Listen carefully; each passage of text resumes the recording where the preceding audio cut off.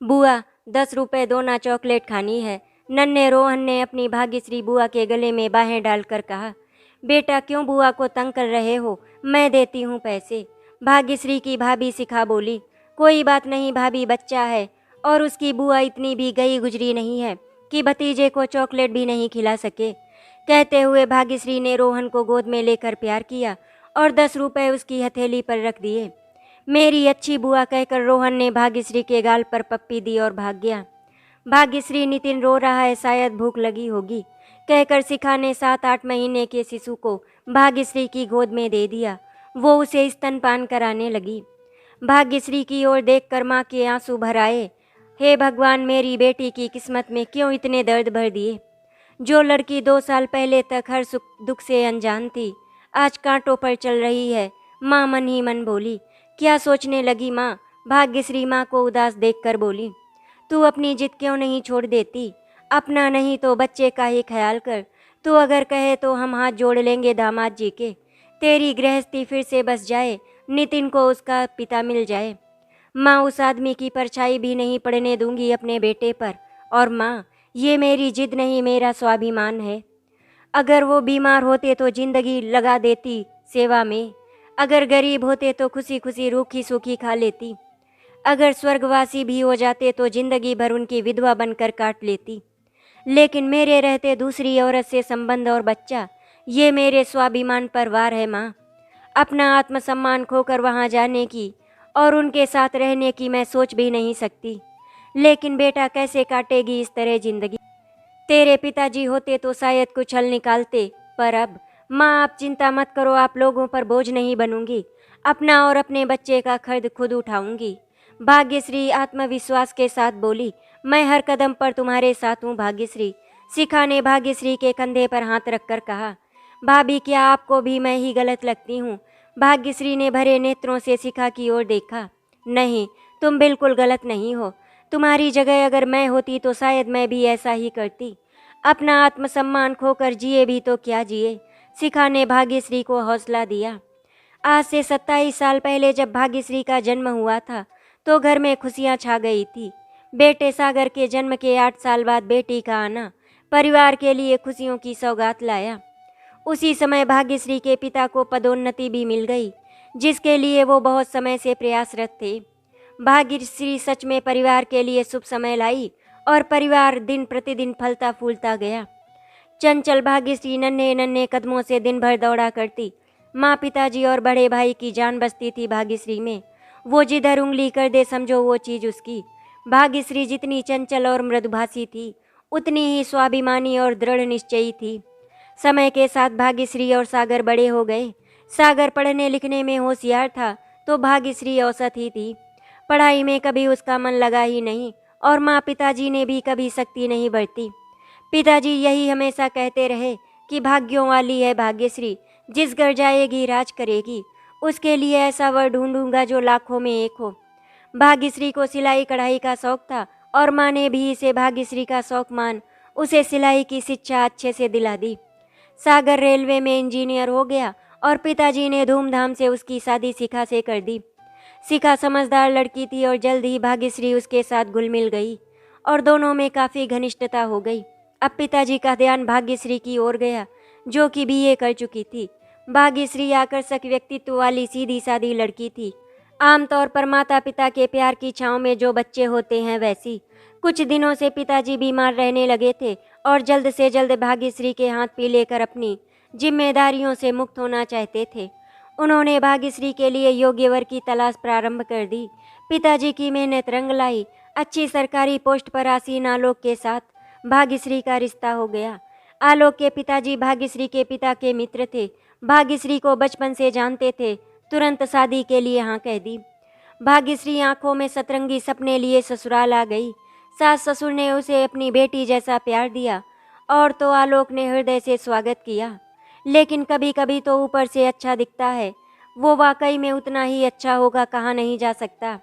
भाग्यश्री धीरे धीरे नए परिवेश में रमने लगी। वैसे तो आलोक का व्यवहार ठीक ही था, पर कभी कभी वो जाने किन ख्यालों में खो जाता।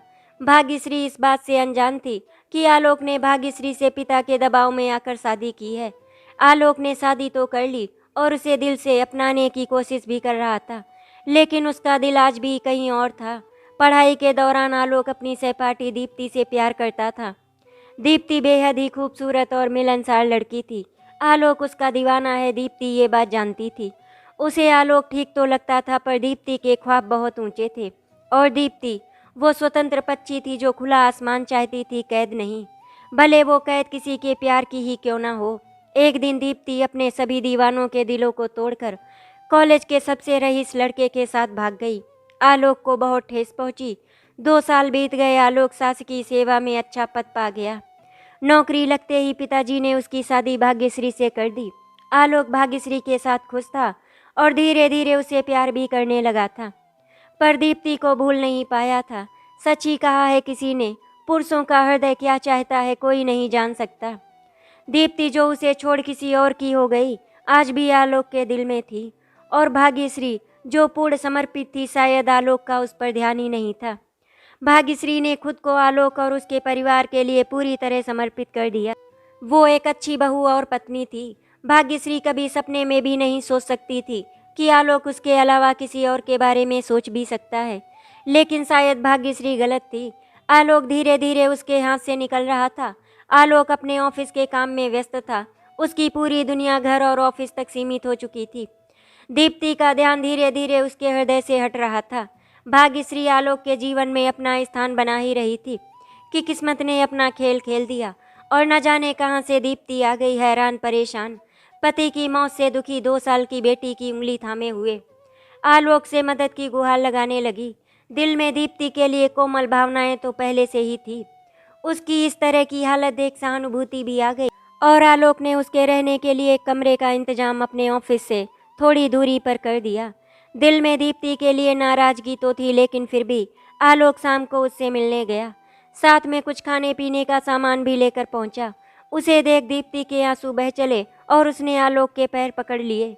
मुझे माफ़ कर दो आलोक, तुम्हें ठुकरा कर गई और देखो क्या हो गया। कोई बात नहीं दीप्ति, मैं वो सब बातें भूल चुका हूँ और अब मेरा अपना परिवार है। जानती हूँ मैं यहाँ तुम्हारी गृहस्थी बिगाड़ने नहीं आई हूँ, हालात की मारी हूँ। बस थोड़ी मदद कर दो, मैं तुम पर बोझ नहीं बनना चाहती। बस कुछ कमाने का इंतजाम करा दो, बस अपना और अपनी बेटी का पेट पाल सकूं। दीप्ति हाथ जोड़कर बोली। आलोक ने उसके हाथ थाम लिए। मैं देखता हूँ क्या कर सकता हूँ। मेरे रहते तुम किसी बात की चिंता मत करो। वैसे तुमने तो बहुत जल्दी शादी कर ली थी, मैंने पढ़ाई छोड़ दी थी और आज की तारीख में मेरे पास सिर्फ हायर सेकेंडरी ही सबसे बड़ा सर्टिफिकेट है।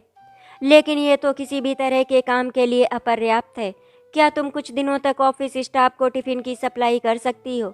क्योंकि जहाँ से हमारा टिफ़िन आता था वो लोग अभी किसी कारणवश टिफ़िन नहीं दे पा रहे हैं, तो समस्त स्टाफ को बहुत परेशानी हो रही है। कुल मिलाकर 10-12 लोग हैं, तो तुम्हें 10-12 टिफ़िन बनाने होंगे। 1000 रुपये के हिसाब से पैसे मिलेंगे तो महीने के 12,000 हो जाते हैं। तुम्हारा कुल खर्चा 3,000 रुपये ही होगा और बाकी की बचत हो जाएगी। इस शहर में मैं किसी को नहीं जानती, इसीलिए तुमसे कह रही हूँ। तुम्हें तकलीफ़ देना मुझे अच्छा तो नहीं लग रहा, पर मैं बहुत मजबूर हूँ।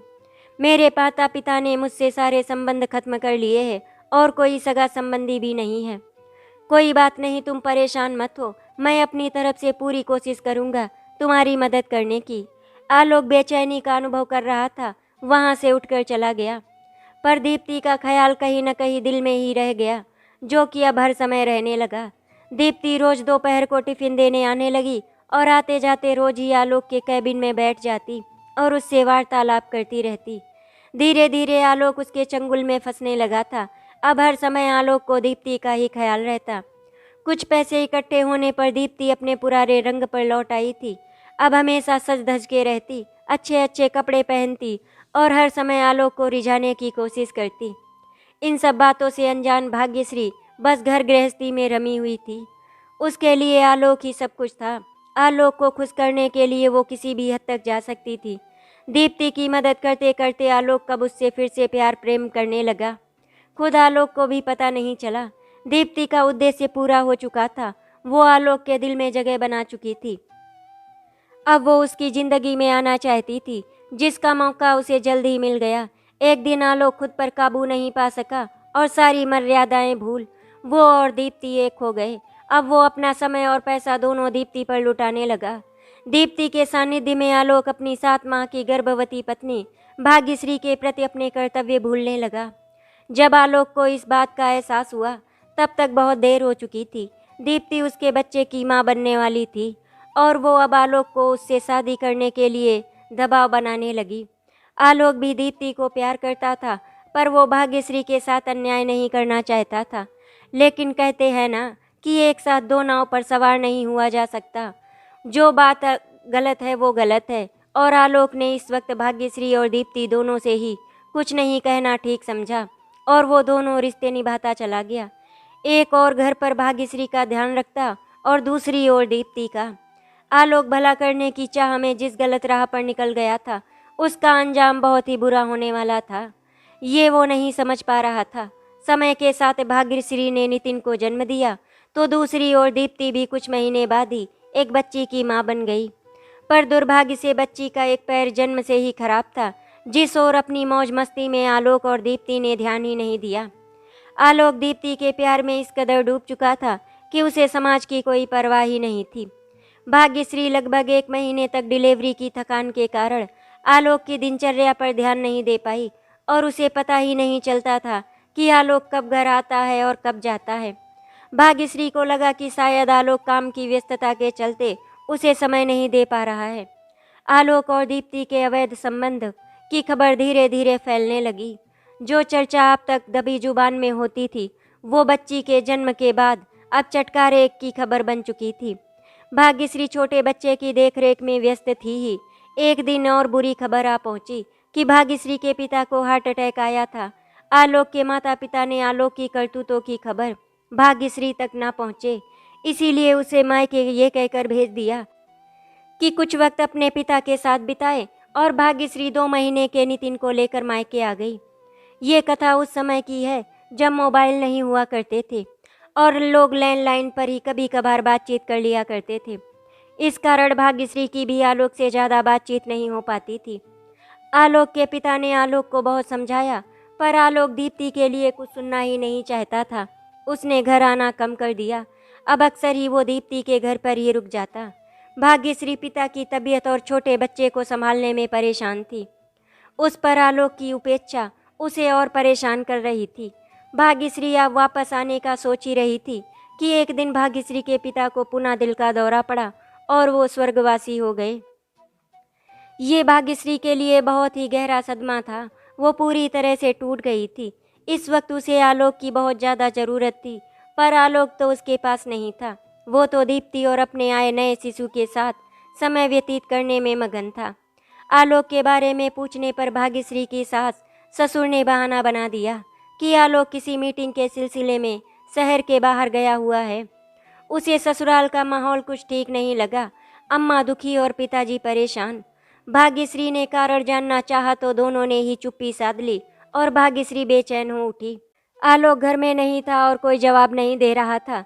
भाग्यश्री सच जानने के लिए प्रयास करने लगी।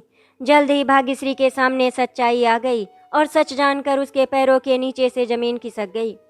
वो इंसान जो उसका सब कुछ था मानो एक पल में अनजाना बन गया था। भाग्यश्री का हृदय ये स्वीकार ही नहीं कर पा रहा था। उसने स्वप्न में भी कल्पना नहीं की थी कि आलोक का किसी और से संबंध है और इस संबंध से एक संतान भी जन्म ले चुकी है। ये सच भाग्यश्री के बर्दाश्त के बाहर था और उसने आलोक और इस घर को तुरंत छोड़ने का निर्णय ले लिया। भाग्यश्री ने आलोक के विश्वासघात और बेवफाई से दुखी होकर घर छोड़ने का फैसला ले लिया तो अम्मा ने आगे आकर हाथ जोड़ लिए। मत जा बिटिया, मैं जानती हूँ आलोक गलत है, पर सब कुछ उस डायन का किया हुआ है। उसने आलोक को फंसा लिया है। मैं उससे बात करूँगी, उसे लेने जाऊँगी। अभी मुझे कुछ समय दे दे, अम्मा ने रोते हुए भाग्यश्री से कहा। अम्मा की बात का मान रखने के लिए भाग्यश्री रुक गई, पर दिल में दरार आ चुकी थी जो शायद अब कभी नहीं भर सकती थी।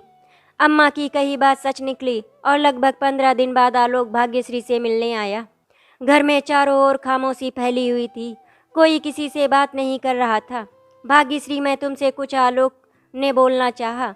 उससे पहले मैं आपसे कुछ पूछना चाहती हूँ, भाग्यश्री बोली। मेरे स्वाभिमान पर चोट पहुँचाते हुए आपको एक बार भी आत्मग्लानि नहीं हुई? आज भाग्यश्री ने पहली बार आलोक से ऊंची आवाज़ में बात की थी। मैं उससे प्रेम करता हूँ, आलोक नज़र नीची किए हुए बोला। और जो मुझसे किया वो क्या था, भाग्यश्री बोली। वो भी प्रेम ही था। तुम दोनों से प्रेम करता हूँ, आलोक बोला। ओ, तो आप दोनों से प्रेम करते हैं, भाग्यश्री व्यंग्यात्मक हंसी हंसी। पर अब किसके साथ रहना चाहोगे, भाग्यश्री बोली।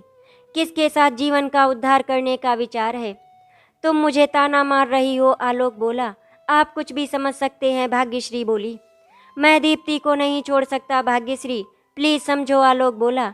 मतलब आप मुझे छोड़ रहे हैं? नहीं, मैं तुम्हें भी नहीं छोड़ना चाहता, आलोक बोला। मैं नितिन और तुम्हारे प्रति अपने कर्तव्य समझता हूँ और उन्हें निभाऊंगा, आलोक बोला। कर्तव्य और नैतिकता जैसे शब्द आपके मुंह से अच्छे नहीं लगते। जो व्यक्ति अपनी पत्नी को धोखा दे, किसी अन्य स्त्री की संतान का पिता बन सकता है, उससे मुझे किसी तरह की आशा नहीं है। मैं इस हाल में दीप्ति को नहीं छोड़ सकता, वो बेसहारा है।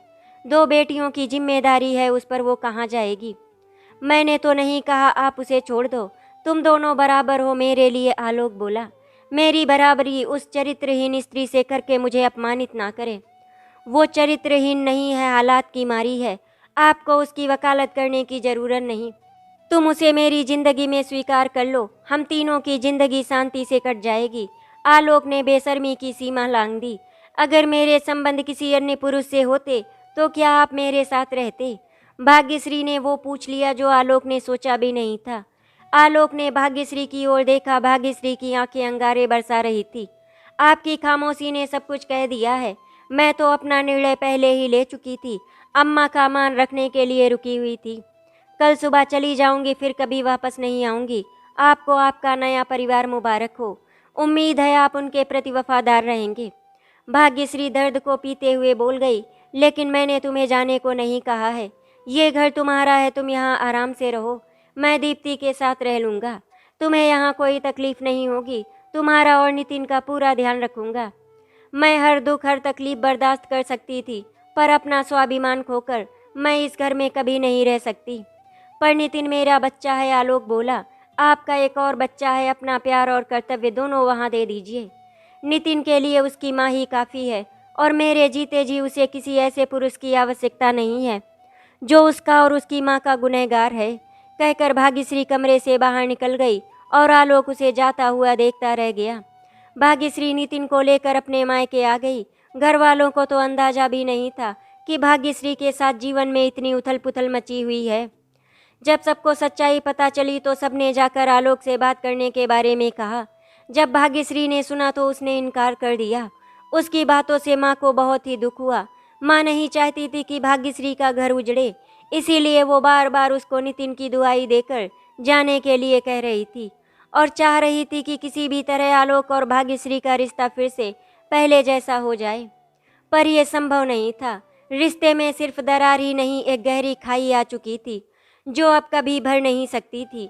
आलोक भाग्यश्री के दिल में अपना स्थान और सम्मान दोनों खो चुका था। भाग्यश्री ने माँ से घर के ऊपरी हिस्से में रहने की इच्छा जाहिर की। शिखा और उसके भाई सागर ने खुशी खुशी उसका सारा इंतजाम ऊपर के हिस्से में कर दिया।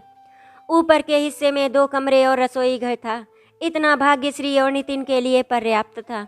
भाग्यश्री ने अपनी माँ और भाई की मदद से सिलाई कढ़ाई की सामग्री एकत्रित की और सिलाई का काम शुरू कर दिया। भाग्यश्री का हाथ तो बचपन से ही सिलाई कढ़ाई में अच्छा था, तो उसका काम चल निकला और उसकी अपनी आय होने लगी, जिससे वो अपना और नितिन का खर्चा आसानी से निकाल सके और कुछ बचत भी कर सके। हालांकि सागर और शिखा हर कदम पर उसके साथ थे, पर वो एहसान लेकर खुद को छोटा नहीं बनाना चाहती थी।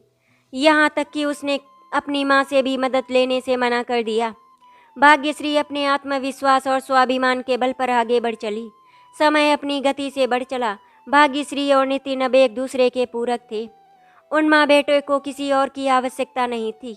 अगर कभी कुछ ज़रूरत होती तो सहृदय मामी शिखा और मामा सागर का साथ तो हर समय था ही। भाग्यश्री के संस्कार और परवरिश जहाँ एक और नितिन को एक अच्छा इंसान बना रहे थे, दूसरी ओर भाग्यश्री भी आत्मनिर्भर बनकर कर्मपथ पर लगातार आगे बढ़ रही थी। उधर आलोक भी कुछ महीनों बाद दीप्ति को लेकर अपने घर आ गया। आलोक के माता पिता को हालांकि ये रिश्ता मंजूर नहीं था, पर संतान के आगे हर कोई चुप हो जाता है, तो उन्होंने भी दीप्ति को अपना लिया। जैसे जैसे दीप्ति और आलोक की बेटी रीमा बड़ी हुई तो उसके पैर की विकृति के बारे में दीप्ति और आलोक को समझ आया। उसका एक पैर कमजोर था और वो लंगड़ा लंगड़ा कर चलती थी। आलोक को अपनी बेटी से बहुत ही स्नेह था और वो उसके लिए बहुत परेशान रहता था। उसने उसका हर संभव महंगे से महंगा इलाज करवाया, पर सब लाइलाज निकला और वो अपाहिज ही रही। एक तो बुजुर्ग माँ बाप की सेवा, दूसरा अपाहिज बेटी की देखभाल। दीप्ति परेशान हो उठी। दीप्ति को अपनी अपंग लड़की से नफरत हो चली थी। जैसे तैसे 5-6 साल बीते। जितना ज़्यादा आलोक को उस लड़की से प्यार था, दीप्ति को उतनी ही अधिक नफरत। एक दिन अचानक दीप्ति अपनी दोनों बेटियों को आलोक के घर छोड़कर फिर से गायब हो गई। आलोक ने दीप्ति को ढूंढने की बहुत कोशिश की, पर उसका कहीं पता नहीं चला। उड़ती उड़ती एक खबर मिली कि दीप्ति ने अपने पुराने पति को भी छोड़ दिया था और आलोक के पास आ गई थी और आलोक को उसकी मौत के बारे में झूठ बताया था। आलोक का दिल टूट गया और उसको भाग्यश्री के कहे हुए शब्द याद आए कि वो चरित्रहीन है या नहीं, ये तो आपको वक्त ही बता देगा। अब आलोक पछता रहा था, पर अब बहुत देर हो चुकी थी। आलोक भाग्यश्री को खो चुका था और दीप्ति उसको छोड़कर जा चुकी थी। उसके ऊपर वृद्ध माता पिता के साथ 2 बच्चियों की जिम्मेदारी थी। उनमें से बड़ी बच्ची रचना, जिसको दीप्ति अपने साथ लाई थी, अब 10 साल की हो रही थी और आलोक की बेटी रीमा की उम्र अब 7 साल थी। दोनों ही बच्चियां उम्र के उस दौर में थी जहां उन्हें माँ की सख्त ज़रूरत थी, पर उनकी माँ तो अपने ऐशो आराम के खातिर उन्हें छोड़कर जा चुकी थी। जैसे ही आलोक को खबर मिली कि दीप्ति पास के शहर के एक बिजनेसमैन के साथ रह रही है, तो आलोक भागा भागा उसके पास गया और उसके आगे हाथ जोड़ दिए। दीप्ति, प्लीज वापस चलो, मेरे लिए ना सही अपनी अबोध बेटियों के लिए वापस चलो। उनका तुम्हारे अलावा कौन है, उन्हें कौन संभालेगा? मेरे माता पिता वैसे ही वृद्ध हो चले हैं, उन्हें भी आज तुम्हारी ज़रूरत है। माफ़ी चाहूँगी आलोक, पर मैंने ऐसा जीवन कभी नहीं चाहा जैसा तुमने मुझे दिया। मैं पहले भी तुम्हें इसीलिए छोड़कर गई थी क्योंकि मैं तुम्हारे जैसे मिडिल क्लास परिवार में नहीं रहना चाहती थी, पर जब मेरे पति के साथ मेरी अनबन हो गई और तुम एक अच्छी पोजीशन पर आ गए, तो मेरे पास तुम्हारे अलावा और कोई रास्ता नहीं था। मैं तुम्हारे पास वापस आई, लेकिन तुमने फिर से मुझे वही जीवन दे दिया, घर गृहस्थी चूल्हा चौका, जिसके कारण मैंने अपने पति को छोड़ा था। मैं इस सब के लिए बिल्कुल नहीं बनी आलोक। मेरे ख्वाब बहुत ऊंचे हैं जो अब जाकर पूरे होंगे। अब मुझे मेरी मंजिल मिल चुकी है और अब मैं पीछे मुड़कर नहीं देख सकती। बेहतर होगा तुम भी मुझे भूल जाओ। दीप्ति से 2 टूक जवाब पाकर आलोक वापस लौट गया और जैसे तैसे दोनों बच्चियों और माता पिता की देखभाल करने लगा। रह रहकर भाग्यश्री का मासूम चेहरा और आंसू भरी आंखें सामने आ जाती, पर अब पछतावे के अलावा कुछ शेष नहीं था। समय अपनी रफ्तार से बढ़ चला। आलोक की उजड़ी जिंदगी से दुखी माँ ने संसार छोड़ दिया, तो आलोक की मुश्किलें और बढ़ गईं। अब दीप्ति की बेटी रचना 18 साल की हो चुकी थी, वह आलोक की बेटी रीमा 15 साल की। आलोक दोनों बेटियों की परवरिश जी जान से कर रहा था, लेकिन पैरों से कमजोर रीमा की उसे अत्यधिक चिंता होती थी। आज आलोक को भाग्यश्री की अहमियत समझ में आ रही थी। आलोक भाग्यश्री के साथ किए बर्ताव और धोखे के लिए पछता रहा था। भाग्यश्री को वापस लाना चाहता था, पर किस मुंह से जाए भाग्यश्री के पास?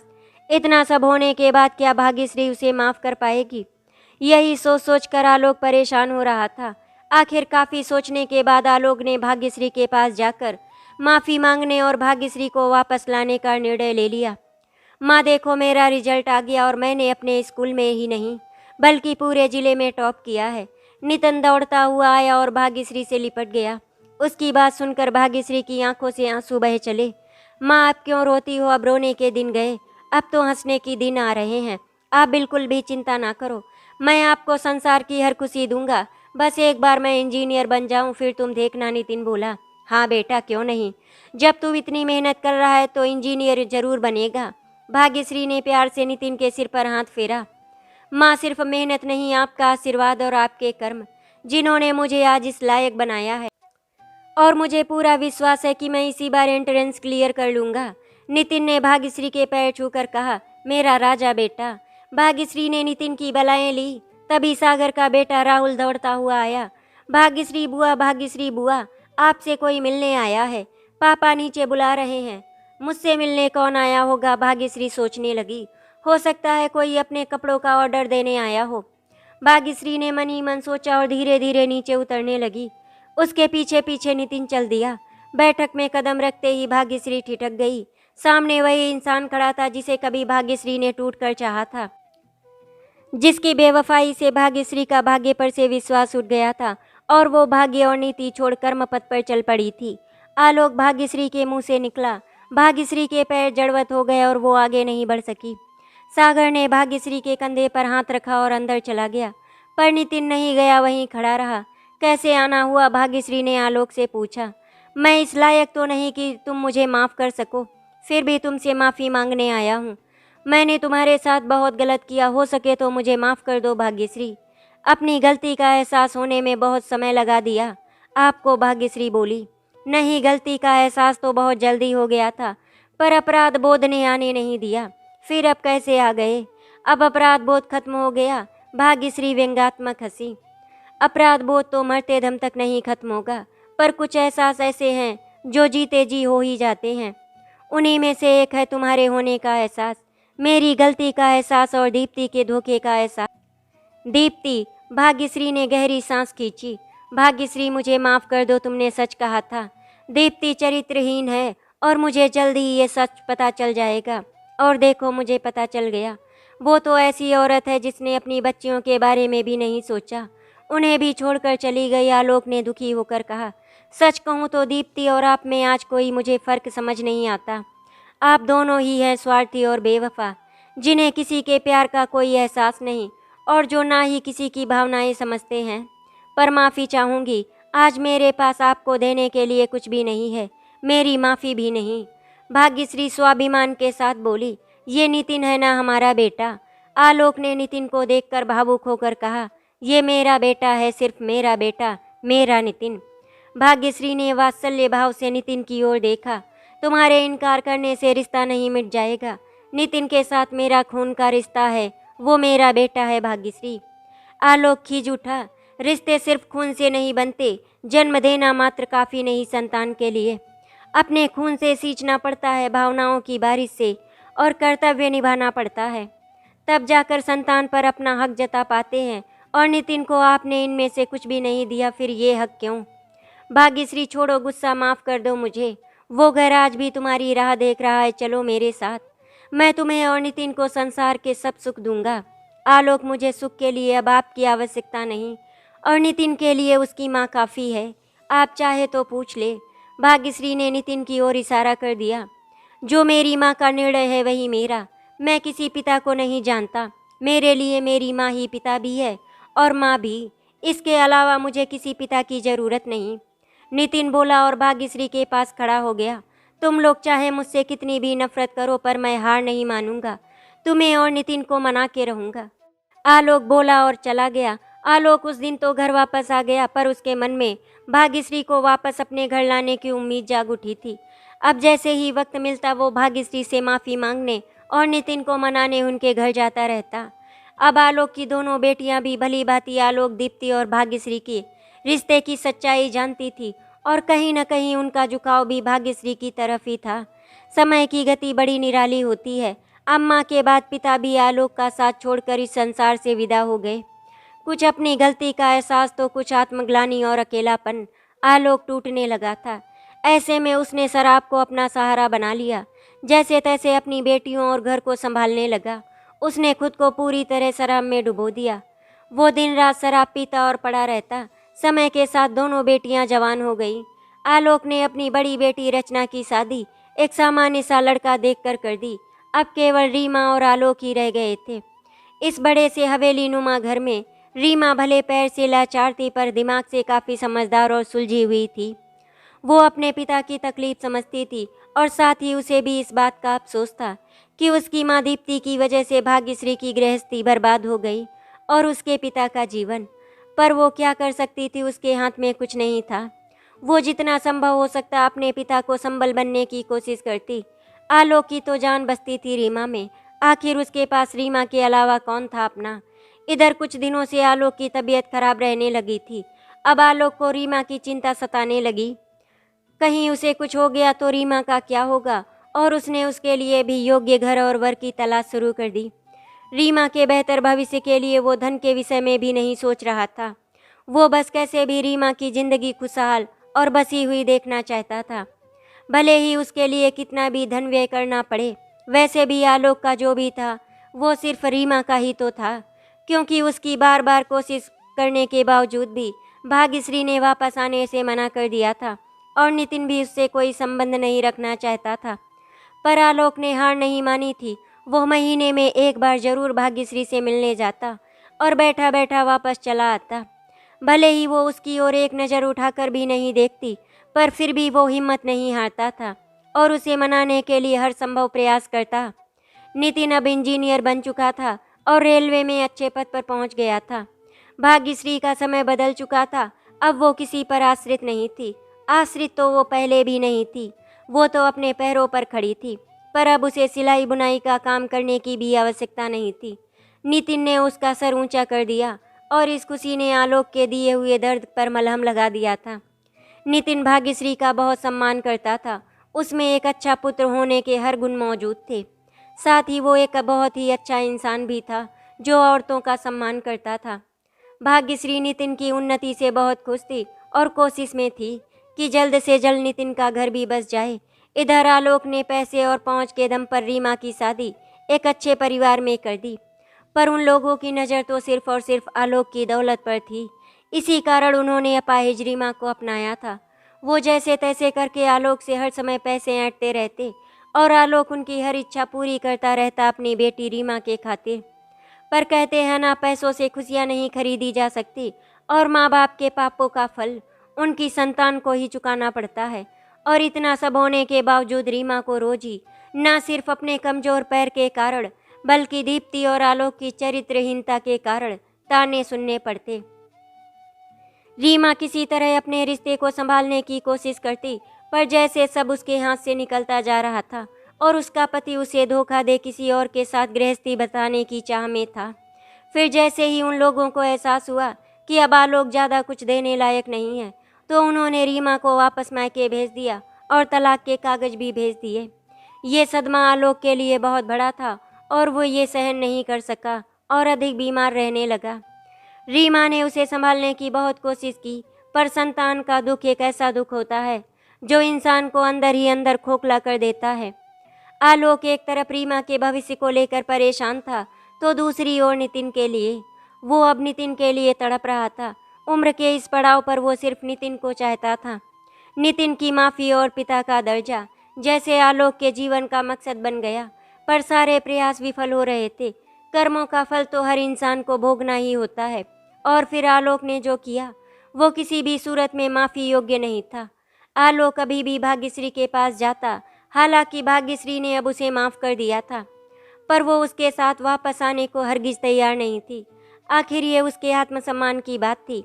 पर अब इतना था कि जब कभी आलोक आता तो भाग्यश्री के घर से अपमानित होकर नहीं जाता। नितिन भी अब उसका थोड़ा बहुत आलोक से बातचीत कर लेता था। हालांकि उसे कभी पिता का दर्जा नहीं दिया था। माफ़ी दी या नहीं कोई नहीं जानता था।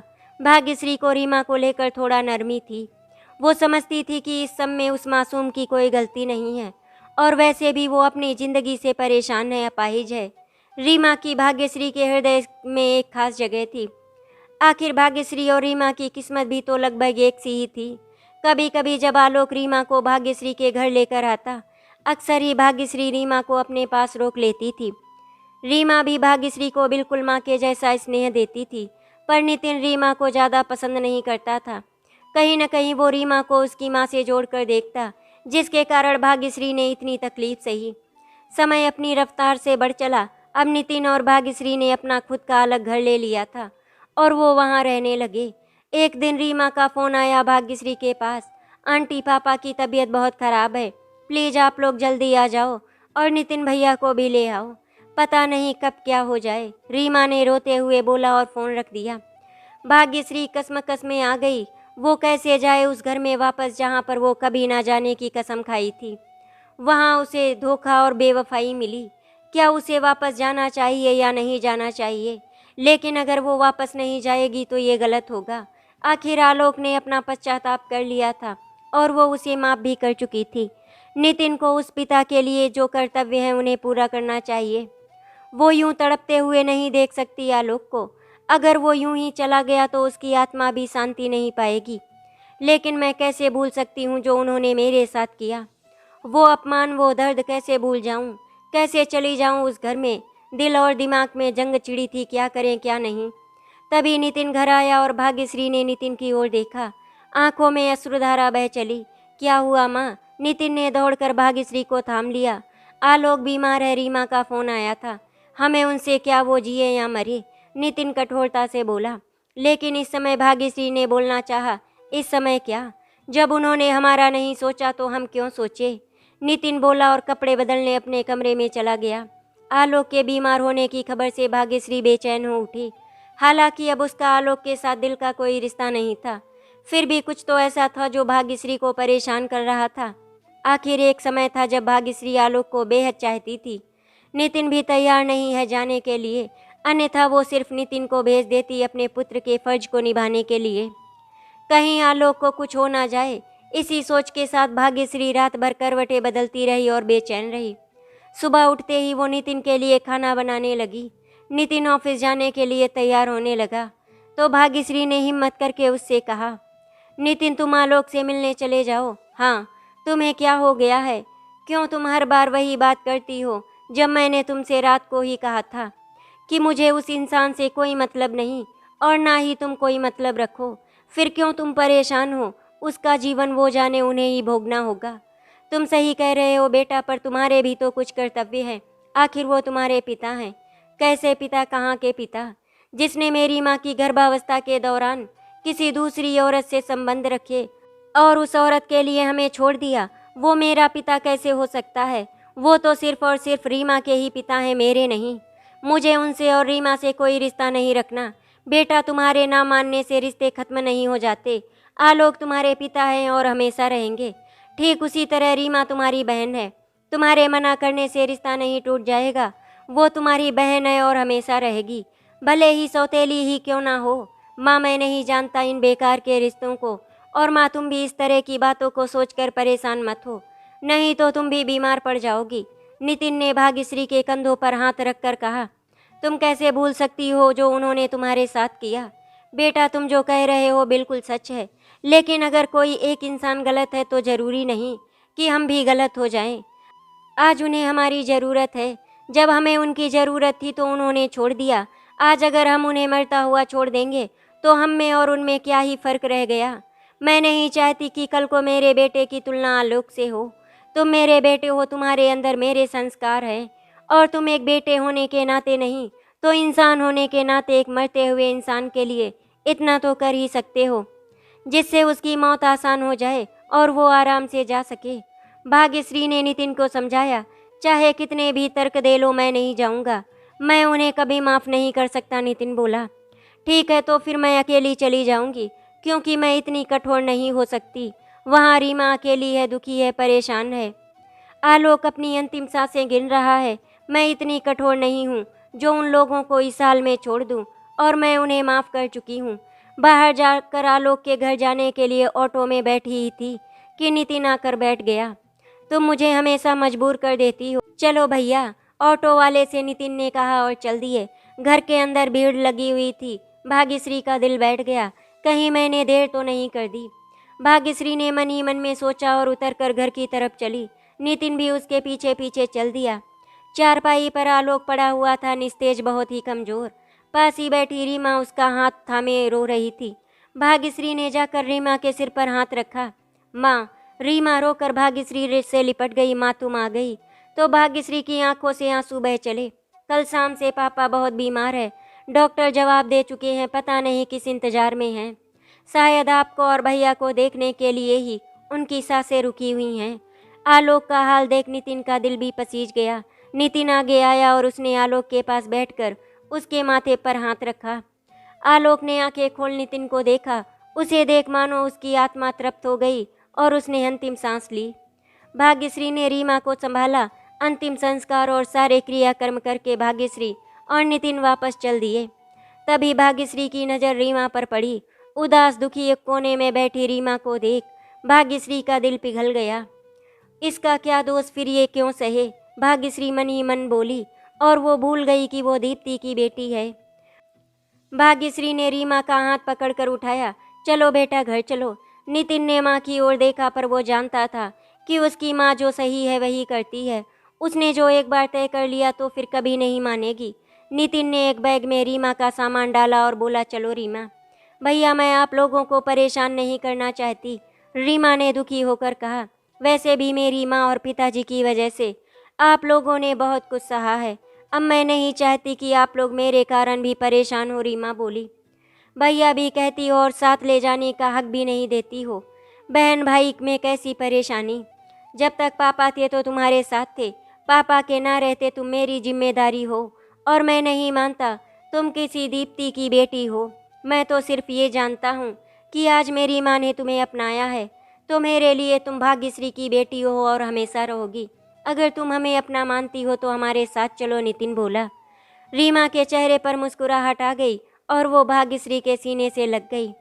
भाग्यश्री, रीमा और नितिन अपने घर की ओर चल दिए, आलोक के घर को छोड़कर। आलोक की आत्मा शांति पा चुकी थी और भाग्यश्री अपना पूरा परिवार। कहते हैं इंसान को हमेशा अच्छे कर्म करने चाहिए क्योंकि उसका फल उसे ज़रूर मिलता है। आशा करती हूँ आपको हमारी कहानी अच्छी लगी होगी। अगर आपको हमारी कहानी अच्छी लगी तो वीडियो को लाइक एंड शेयर करें, चैनल को सब्सक्राइब करें। वीडियो देखने के लिए आपका धन्यवाद।